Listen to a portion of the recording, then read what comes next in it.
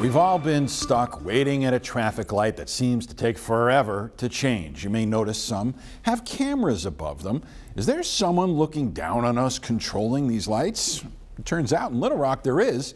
THV 11's Frederick Price caught up with them to ask how they're improving how we go with the flow.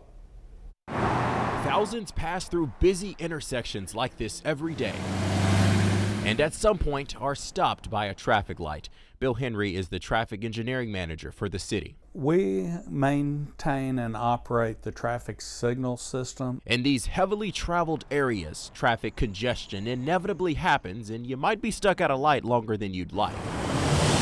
So we wondered, is there a need for a traffic study in Little Rock? You only do traffic studies when it's warranted. If you have traffic congestion issues and you're not able to push the traffic through. With over 330 traffic signals in the city, Henry says most are functioning properly and there isn't a need for that right now. The question then becomes, how exactly do these lights work?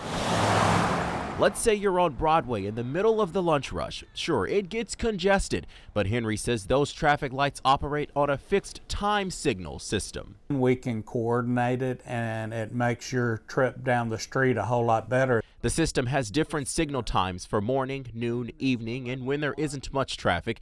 That leads to another question. Why aren't there any left turn only signals? Generally in the downtown grid, we don't have left turn signals. Well, University Avenue is one of the busiest stretch of roads in the city. The traffic signals on this road use an adaptive traffic system, which adjusts the timing of the lights depending on the amount of vehicles sitting at an intersection. Here's a glimpse at what Henry monitors daily. While he would like this system at every major road, the cost for just this controller on University isn't cheap. It was like $2.6 million. So for now, Henry says the only adjustment he'll make is if a road isn't clearing all of the vehicles through an intersection. If you have a problem somewhere, call us. We'll take a look at it.